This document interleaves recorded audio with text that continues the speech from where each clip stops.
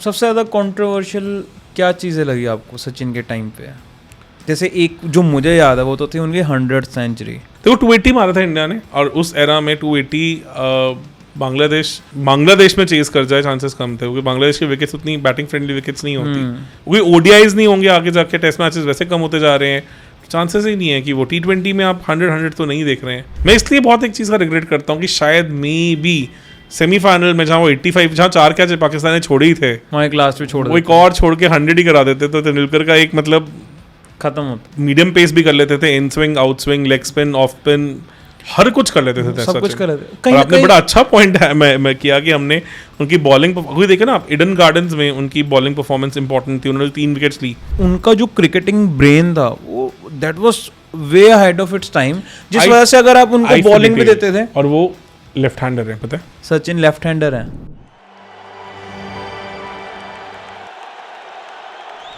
सबसे ज़्यादा कंट्रोवर्शियल क्या चीज़ें लगी आपको सचिन के टाइम पे? जैसे एक जो मुझे याद है वो तो थी उनकी 100th सेंचुरी, कि उस 100th सेंचुरी की वजह से हम हारे थे। देखो 280 मारा था इंडिया ने, और उस एरा में 280 बांग्लादेश में चेज कर जाए चांसेस कम थे, क्योंकि बांग्लादेश की विकेट्स उतनी बैटिंग फ्रेंडली विकेट्स नहीं होती, तो वो एक एरा भी ऐसा था कि हमारी इंडियन बॉलिंग अटैक कुछ ज़्यादा ही थका हुआ था, और हम सीबी सीरीज़ में बहुत ज़्यादा बेइज्जती करवा के आए थे, तो we were very low on confidence at that time. तो मुझे लगता है कि हाँ, but no doubt Tendulkar played very slowly in that innings, कि वो वैसी पिच नहीं थी। पर आप ये सोचो कि आज आप उस एशिया कप की बात करते हो या उस 100 की बात करते हो, तो एज अ कंट्री हमारे लिए वो माइलस्टोन भी तो बड़ा था ना। 100 इज लाइक डॉन ब्रैडमैन की 99.94 जैसी चीज़, जो शायद कभी ब्रीच ही ना हो पाए, बहुत चांसेस कम है। कोहली क्लोजेस्ट है, अदरवाइज कहाँ कोई अगला लग रहा है कोई लाइन में भी बहुत मुश्किल है, बहुत मुश्किल है। मतलब कि आप कोई ओडीआईज नहीं होंगे आगे जाके, टेस्ट मैचेस वैसे कम होते जा रहे हैं, चांसेस ही नहीं है कि वो T20 में आप 100 तो नहीं देख रहे हैं। तो मतलब वो ऐसी चीज़ें हैं जो मतलब अगले 50-60 साल के बाद भी हम डिस्कस कर रहे होंगे। तो ठीक है, मुझे लगता है कंट्रोवर्सीज जो मुझे लगते थे तेंदुलकर की, एक तो वो मैच फिक्सिंग एरा था, बहुत बड़ा मैच फिक्सिंग एरा रहा वो था। फिर एक माइक डेनिस ने इनको एक बार बैन कर दिया था 2001 सीरीज में, बॉल टेम्परिंग का इनके ऊपर एलिगेशन लगा था, जबकि वो सीम की अपने नेल्स के साथ मिट्टी साफ कर रहे थे, वो था। फिर मॉन्की गेट के अंदर जो 2007-8 में उनकी गवाही थी जिसको आज तक ऑस्ट्रेलियंस काफ़ी, इवन गिलक्रिस्ट ने अपनी बुक में भी लिखा है उसके बारे में, क्या कि Tendulkar was not fair eight that time, उन्होंने गलत किया, ये किया वो किया। पर I don't think so, obviously मुझे भी पता है कि वो माकी बोलने के चांसेस ज़्यादा थे हरभजन के मॉन्की से यार। और कौन सा पंजाबी किसी को ऐसे बोलता है बंदर मॉन्की को बोलेगा भी, तो बंदर भी बोलेगा तो ठीक है, मॉन्की को बोलेगा। और माकी बोलने के चांसेस तो बहुत है, तेरी माकी, तो मैं समझ सकता हूँ कि ये चीज़ हो सकती है एक पंजाबी से। तो वो आई डोंट थिंक सो कि Tendulkar was wrong in that. तो पर वही बात है ना, वो बता भी नहीं सकते थे ना कि भाई बोल क्या रहा था मैं, वो और ज़्यादा बुरा था। अच्छा, बताया था? हाँ, तभी तो बेल मिली थी, अभी तो बाहर हुए थे, वो बचे थे। अच्छा, तो वो शेयर्ड कि ये बोला था मैंने, उसका मतलब क्या होता है बताया होगा। तो ये कुछ एराज हैं, और मतलब कैप्टनसी एरा उनका था थोड़ा कंट्रोवर्शियल, और ऑब्वियसली फिर जो हमने वीडियो में भी कवर किया है कि उनका जो रिलेशनशिप विद काम्बली रहा है वो थोड़ा डिस्कशन में रहा है। पर वो काम्बली वाली साइड से ज़्यादा रहा है।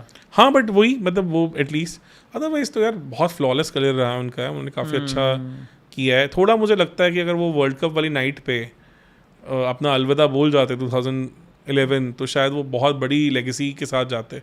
नो डाउट 99-100 होते, बट फिर भी मतलब सर्टन थिंग्स, क्योंकि जो लास्ट 2 साल में तेंदुलकर को खेलते देखा वो थोड़ा पेनफुल था। एक तो इंडिया का लो था, 8-0 हम टेस्ट मैचेस में हारे, फिर घर पे भी हारे। तो एक टाइम तो ऐसा था कि हम 11 में से 10 टेस्ट मैच हारे हैं, मतलब 4-0 इंग्लैंड, 4-0 ऑस्ट्रेलिया, फिर 2-1 इंग्लैंड से इंडिया में। वो तेंदुलकर जैसे जायंट से ऐसा एंड नहीं होना चाहिए था। मुझे लगता है जैसे विराट कोहली ने किया ना कि आई एम रिटायरिंग, एटलीस्ट एक फॉर्मेट से गए, वो चीज़ एटलीस्ट हो सकती थी, मतलब एटलीस्ट ही would have ended on a very big high. तो वो मुझे लगता है कि कंट्रोवर्सी नहीं कहूँगा, as a very big fan of Sachin शायद लगता है कि अगर आप 99 सेंचुरी से सेटिस्फाइड होते, जैसे डॉन ब्रैडमैन के लिए भी तो 99.94 है, 100 तो नहीं है उनका, लास्ट मैच में 0 था, इसी वजह से उनका 4 रन मारते थे तो 100 प्लस चले जाते।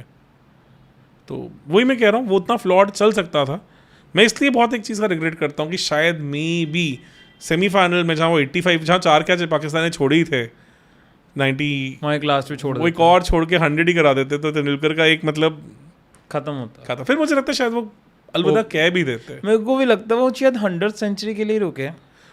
नहीं ऐसा नहीं है क्योंकि वनडे से भी he never wanted to retire, he was made to retire from one day cricket. अच्छा। Yes, he was given an ultimatum. तो उसके बाद फिर टेस्ट उनको टेस्ट से भी रिटायर करने का प्लान था क्योंकि इंडिया का अगला टूर साउथ अफ्रीका का था। तो ये वेस्ट इंडीज सीरीज फिट करी गई ताकि उनको एक अच्छा सेंड ऑफ दिया जाए। तो वनडे रिटायर जो है वो अगेन क्योंकि धोनी उस वक्त चाहते थे कि भाई कि अब पुराने लोगों को भेजो, यंग प्लेयर्स आने चाहिए। Yes, it was share to him just before Pakistan series भी नहीं था इनफैक्ट, जब शेड्यूल आया था तो अक्टूबर के राउंड या कुछ भी आया था कि अब आपको 2 टेस्ट मैच मिलेंगे। पर आप भी इससे एग्री करते हो कि ये होना ही चाहिए था, तेंदुलकर को रिटायर करना होना चाहिए? हाँ, बिकॉज ऑब्वियसली एक नेक्स्ट क्रॉप ऑफ प्लेयर। देखो तेंदुलकर गए 2013 में, तभी हमें Rohit Sharma as an opener मिले। रोहित शर्मा और शिखर धवन दिखे थे हमें, अदरवाइज वो कभी एज ए ओपनर आते ही ना। और उन्होंने तो क्या तबाही मचाई है 2013 से लेके ऑलमोस्ट हम 2019, 20, 21 तक भी गए तो 7-8 साल उन्होंने शेयर डोमिनेंस रखी है हर कंडीशन में। And that is we started winning outside also in series. Tendulkar के करियर का एक कंट्रोवर्सी शायद मैं और भी कहूँगा कि सेना कंट्रीज में उन्होंने ओडीआईज में उतना परफॉर्म नहीं किया जितना उन्होंने टेस्ट मैचेस में किया है। कि जैसे ऑस्ट्रेलिया में उन्होंने सीबी सीरीज ऑफ 2008 तक जाके उनका 100 नहीं था। अच्छा, क्या रीज़न है कि सचिन वनडे में एज अ ओपनर खेल रहे थे पर टेस्ट में एज अ ओपनर क्यों नहीं खेल रहे? टेस्ट में हमेशा आपका बेस्ट प्लेयर 2 डाउन ही खेलता है। 1 डाउन या 2 डाउन? 2 डाउन, 1 डाउन भी नहीं। Your best player is always 2 down हमेशा, जब बॉल थोड़ी पुरानी हो सकती है ताकि he can maximise the thing. आप कभी भी अपने बेस्ट प्लेयर को ओपनर नहीं भेजते हैं। तभी स्टीव स्मिथ तब जब ओपनर आ रहे हैं तो उस पर इतनी कंट्रोवर्सी हुई है। तो जो रूट भी अगर 1 डाउन खेलते थे तो उनकी परफॉर्मेंस बिल्कुल हिल गई थी। तो Ollie Pope even though hot and cold है उनको अकोमोडेट इसलिए किया जाता है ताकि जो रूट की परफॉर्मेंस मैक्सिमाइज हो सके। केन विलियमसन आप देख लीजिए, विराट कोहली देख लीजिए, कोई भी एरा में जो आपका बेस्ट प्लेयर है वो हमेशा 2 डाउन आके खेलेगा। ओके। तो क्योंकि अब तब तक बॉल डिसेंटली पुरानी हो चुकी होती है तो आपके पास थोड़ा मतलब कहीं ना कहीं मैक्सिमाइज करने की कैपेबिलिटी होती है। तो आप वही प्लेयर चाहते हो जिसके पास इनोवेशन है, जिसके पास वो दबदबा है उस मैच को फिर वहाँ से एक डिफरेंट लेवल तक लेके जाने के लिए। तो ये कहानी भी काफ़ी मैटर करती है। तो वो तो पता ही था। एक चीज़ जो मेरे को लगता है आज के लोग जिसके बारे में बात नहीं करते हैं, जो मैंने भी कुछ मैचेस देखे हैं पुराने, वो था Sachin as a bowler. Sachin as a bowler बहुत ज़्यादा अंडररेटेड है। आप ये सोचो, बहुत ज़्यादा अंडररेटेड है। एमआरएफ पेस एकेडमी में डेनिस लीली के पास गए थे कि मुझे फास्ट बॉलर बनना है और डेनिस ने कहा था कि नहीं तुम बैटिंग पे कंसंट्रेट करो। ऑस्ट्रेलियन क्रिकेट में मजाक में से कहा जाता है कि dark day in Australian cricket, कि आपने ऐसा क्यों किया? उन्होंने ऑस्ट्रेलिया को बहुत तबाही मचाई है बाद में। तो मीडियम पेस भी कर लेते थे, in swing, out swing, leg spin, off spin, हर कुछ कर लेते थे। सब कुछ कर लेते थे। और आपने बड़ा अच्छा पॉइंट है मैं किया कि हमने उनकी बॉलिंग देखे ना आप, ईडन गार्डन्स में उनकी बॉलिंग परफॉर्मेंस इंपॉर्टेंट थी। उन्होंने 3 विकेट्स ली क्योंकि ईडन गार्डन टेस्ट मैच में फाइनल डे टी के टाइम पे ऑस्ट्रेलिया 161 for 3 थी। तो 7 विकेट लास्ट 30 ओवर्स, तो Australia could have easily drawn that test match. ठीक है ना। और ऐसा भी नहीं था कि वो रन मारने गए थे क्योंकि ऑलमोस्ट उस टाइम उनको 213 रन चाहिए थे। 7 की एवरेज पे रन तो नहीं पड़ते, बहुत मुश्किल है ऐसी मतलब वेयरिंग विकेट के ऊपर। पर आप देखो कितना डर था उनका कि 5th डे में इंडिया ने बैटिंग की थी ताकि टोटल ऐसा हो जाए कि वो गलती से भी चेज ना कर पाए। इतना डर था। तो उसमें बड़ा फेमस वीडियो भी चलता रहता है, रील्स भी चलती रहती है कि गांगुली से इसकी सिर्फ 1 ओवर दूंगा और तेंदुलकर उसी ओवर में गिलक्रिस्ट को आउट कर देते हैं, फिर हेडन को, फिर बहुत प्यारी गुगली के साथ शेन वॉर्न को। इनफैक्ट सहवाग भी ये बोलते हैं कि शेन वॉर्न से ज़्यादा तेंदुलकर की गुगली पिक करनी मुश्किल थी। उनकी शेन वॉर्न से ज़्यादा बेटर गुगली थी। ओके। और बड़ी फेमस उनकी गुगली है पाकिस्तान टॉर पे फर्स्ट टेस्ट मैच में, इसमें तेंदुलकर ने मुल्तान में 300 मारे थे, और तेंदुलकर सही सहवाग ने 300 मारे थे। उसमें डे खत्म होने वाला था, मोइन खान बैटिंग कर रहे थे, तो 1 विकेट इंडिया को चाहिए थी। तो अदरवाइज वो थोड़ा इवन कीन पे चल रहा था मैच। तेंदुलकर ने गुगली मार के मोइन खान की दोनों लातों में से बॉल निकाल के बोल्ड मारा था, बिल्कुल last ball of the day पे। और मोइन खान ऐसे डिफेंड कर रहे हैं और कुछ नहीं कर पाए, तो लातों के बीच में से बॉल निकल के बोल्ड हो गए थे। बड़ी फेमस वीडियो, अगर किसी के पास क्लिप एंड ऑल है तो पक्का देखना उसे, तो वो तो कैपेबिलिटी है उनकी। इवन ये भी बहुत बार हुआ है कि जब आखिरी ओवर में 3-4 रन 5 रन बचे हैं। टाइटंस कप में जो फाइनल था 96 उसमें कैप्टन थे और तब में उन्होंने किया, हीरोज कप के अंदर और एक दो मैच तो बचाए भी है ना उन्होंने। हाँ सभी जगह। कभी ऐसा नहीं होगा तेंदुलकर ने लास्ट लॉग ओवर्स में बॉलिंग करके मैच हरवाया हो, मेरे को तो नहीं याद है। तो एक और बड़ी अच्छी इंटरेस्टिंग बात है कि उनके वनडे में 5 विकेट हॉल शेन वॉर्न से ज़्यादा है। शेन वॉर्न का एक 5 विकेट हॉल है, तेंदुलकर के 2 हैं।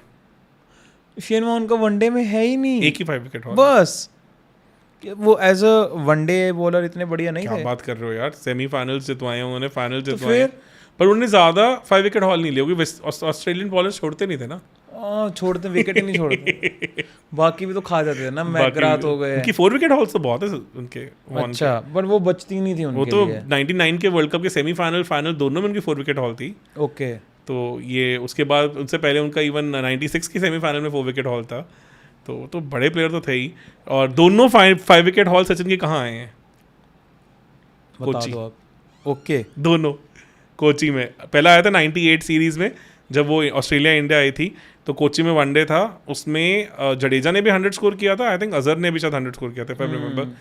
अजहर थे या कौन थे, आई डोंट रिमेंबर करेक्टली। उसमें विनोद कामली भी खेले थे, मुझे याद है वो क्रॉस द लेग करते हुए बोल्ड या कुछ कैच हुए थे, तो उसमें तेंदुलकर 8 पे आउट हो गए थे।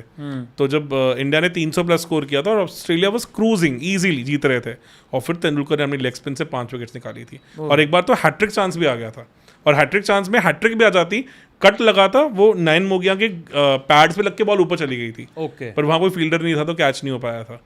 तो उन्होंने 5 for 32 समथिंग लिया था, और जब मैन ऑफ द मैच उनको मिला था तो कमेंटेटर्स ने कहा था, we had this trophy for you for your batting but didn't know that you will get it for your bowling. और फिर उन्होंने फिर उसी ग्राउंड पे 5 विकेट हॉल लिया था, आई थिंक 2005 में अगेंस्ट पाकिस्तान, सेम ग्राउंड। बहुत ही ज्यादा हैंडी बॉलर थे। हैंडी भी नहीं बोलूंगा, he was a wicket taker.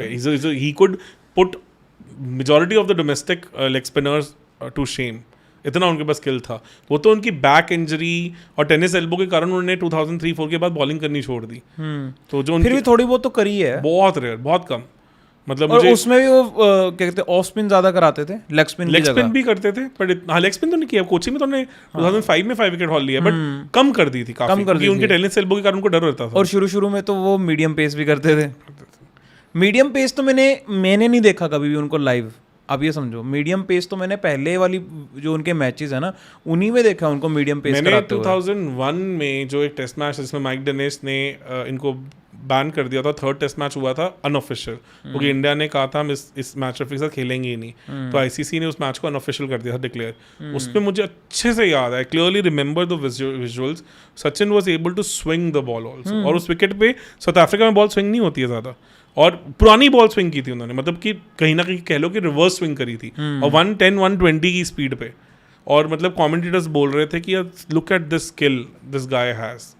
कहीं ना कहीं आप ये कह सकते हो कि क्योंकि बंदे आप ये समझो ना, 16 साल की एज में जो बंदा 140-150 की स्पीड खेल पा रहा है, जो वर्ल्ड के बेस्ट बॉलर्स हैं, और सिर्फ खेल नहीं पा रहा, परफॉर्म भी कर रहा है एक्सेप्शनली, 100 मान रहा है। कहीं ना कहीं आप ये कह सकते हो कि उनका जो क्रिकेटिंग ब्रेन था वो that was way ahead of its time, जिस वजह से अगर आप उनको बॉलिंग भी देते थे। और वो लेफ्ट हैंडर है, पता है, Sachin is a natural left hander, वो लिखते लेफ्ट से हैं। सचिन लेफ्ट हैंडर है। Yes, Sachin is a natural left hander, he is not a right hander. Right hand उनका नेचुरल हैंड नहीं है। ओके। वो लिखते भी लेफ्ट से हैं, खाते भी लेफ्ट से हैं, इनफैक्ट वो लेफ्ट से भी उतनी अच्छी बैटिंग कर लेते हैं। तो 2011 वर्ल्ड कप के पहले तो उन्होंने, मुझे एक विजुअल याद है, उन्होंने स्पिनर्स को लंबे लंबे छक्के मारे थे लेफ्टी बैटिंग करते हुए, तो मीडिया में आ गया था कि सचिन का सीक्रेट हथियार फॉर वर्ल्ड कप सचिन का है एक नया सीक्रेट हथियार, वर्ल्ड कप की करी तैयारी, लंबे लंबे छक्के मारे, ऐसे करके पूरा मुझे वो विजुअल भी याद है। तो he could have batted as a left hander also, इतने talented हैं वो। ओके। तो is a natural left hander, just like, मतलब उनके लिए रिस्पेक्ट एक और नेक्स्ट लेवल की चली जाती है ना सुन के कि अब बने तब भी राइटी बैट्समैन। पर ये वैसे बड़ा कॉमन है क्रिकेट में, है ना, एम्बीडेक्स्ट्रस होना। वो एक्चुअली ना आपके जो दोनों हाथ चाहिए, ये आपके डायरेक्शन देता है और ये आपका स्ट्रेंथ है, पावर है, बिकॉज ये आपको फ्रंट फेसिंग हैंड है अगर आप लेफ्टी हैं, तो आपका लेफ्टी में जो मेन हैंड है वो तो राइट ही हो गया ना, तो ऐसा नहीं है कि आपको इसमें नहीं चाहिए अपनी डेक्सटैरिटी, ठीक है, ये आपका मैनूवर करेगा, बट डेक्सटैरिटी तो यहाँ भी चाहिए। इसलिए Brian Lara is right hander. अच्छा, Brian Lara leg spin ball भी राइट हैंड से करते हैं, तो वो लेग स्पिन उनका है, वीडियोस भी हैं, उन्होंने विकेट्स भी ली हैं, तो वो नेचुरल राइट हैंडर है। उन्होंने कहा भी था मैंने पिकअप इसलिए किया था बिकॉज मुझे लगता था कि ये मेरा मेन हैंड है, और ये तो सिर्फ गाइड करने के लिए, मेरे को मेन स्ट्रेंथ तो यहाँ चाहिए। इसलिए तो बड़ा एस्टॉनिशिंग है कि वर्ल्ड के 2 दिग्गज जो राइट हैंडर्स के one of the best all time batters में से हैं, वो नेचुरल लेफ्ट हैंडर है, और जो लेफ्ट हैंडर बैट्समैन है वो राइट हैंडर है। मैं तो इस तरह के टैलेंट है इन लोगों के पास, अलग ही दुनिया है। तो अगर आपको याद हो तो गांगुली भी तो राइट से बॉल करते थे, हाँ, तो बैटिंग लेफ्ट से करते थे। वो तो ऐसे तो बहुत सारे प्लेयर्स हैं, फिर सुरेश रैना हो गए, काफ़ी प्लेयर, सही बोल रहे हो, सारे प्लेयर्स हैं फिर तो। बिल्कुल सही। तो ये तेंदुलकर का तो यार मतलब बात सही है कि बॉलिंग तो हम इतना अंडर एस्टिमेट करते हैं कि उनको एक्चुअली हम देखा जाए तो एक प्रॉपर ऑलराउंडर की तरह भी देख सकते हैं, और मुझे लगता है कि समय उन्होंने अपनी बॉलिंग टैलेंट को उतना मैक्सिमाइज किया नहीं जितना वो कर सकते थे। उन्होंने कह लो या ये बोलो बाकी कैप्टन्स ने भी नहीं करा। एंड अब ये समझे ना कि जब तक सचिन कैप्टन बने उससे पहले तक वो फिट थे। आपके पास अगर आप देखो 2000 में के बाद जाके उनकी प्रॉब्लम्स आनी स्टार्ट 98 से आनी शुरू हो गई थी। 98 से, तो 98 से पहले तो वो कैप्टन भी नहीं बने। एक बार बने मतलब तो बहुत हाई स्ट्रेसफुल बने। तो उससे पहले तो बाकी कैप्टन्स के हाथ में ही था कि उनको एज अ यूज करना है कि नहीं करना है। मुझे लग रहा था 2000 के बाद उन्हें कम यूज किया, और वो मेजरली इंजरीज के कारण ही होगा। तो मेरे को वही लग रहा है, मेरे को भी जो उनका सेकंड हाफ ऑफ करियर है उसमें वो एज अ बॉलर निकल के आए ही नहीं। ये तो मैंने पढ़ा भी है कि 2004 के बाद उन्होंने खुद भी बॉलिंग करनी कम कर दी थी बिकॉज ऑफ टेनिस एल्बो। तो बिल्कुल क्रिटिकल सिचुएशंस में ही करते थे। अच्छा, एक और बड़ी इंटरेस्टिंग बात है कि एडिलेड टेस्ट मैच में भी जो हम जीते थे उसमें भी तेंदुलकर ने सेम चीज़ की थी। उसमें उन्होंने डेविन मार्टिन और स्टीव वॉ की विकेट्स तब ली थी जब मैच फंसा हुआ था, और फिर एकदम से अगरकर ने आके 6 विकेट हॉल किया था और पूरी बैटिंग लाइनअप उनकी कोलैप्स कर गई थी। तो even in that test match he had this critical contribution. तो ये रहे हैं तेंदुलकर के ऐसे फेमस बॉलिंग स्पेल्स भी। मतलब उस टाइम के शार्दुल ठाकुर थे बॉलिंग में। क्या अलग लीग, अलग चीज़ें हैं। चलो मतलब, और एक और चीज़ जो वो लोग बहुत अंडर एस्टिमेट करते हैं कि Tendulkar had a very strong throwing arm. One of the best throws थे उनके इंटरनेशनल क्रिकेट में। ओके, उतने में भी 100% एक्यूरेट जडेजा लेवल के नहीं होंगे, पर स्ट्रेंथ थ्रोइंग आर्म की बहुत स्ट्रॉन्ग थी। मतलब कि बाउंड्री से सपाट करके उनका थ्रो आता था, and he was a very good ground fielder also, very good. काफ़ी अच्छे उनके कैचेस लें। एक तो बाउंड्री पे बड़ा तगड़ा रनिंग कैच था उनका यंग एज में, तो बड़ा फेमस है। भागते भागते उन्होंने, मतलब आई थिंक लॉन्ग ऑफ से भागते उन्होंने बिल्कुल साइस्टन के सामने से कैच पकड़ा था। ओके, बड़ा फेमस कैच है वो। और यॉर्कशायर के लिए 94 में वो पहले फॉरेन प्लेयर बने थे रिप्रेजेंट करने वाले काउंटी में। बड़ा कुछ रहा है, मतलब बहुत सारे, और कितना पैसा कितना कुछ वो लेके आए हैं क्रिकेट में। मतलब एक्चुअल में क्रिकेट में जो बड़े लेवल पे पैसा लेके आए हैं एज अ प्लेयर जिसने कमाए भी वो पहले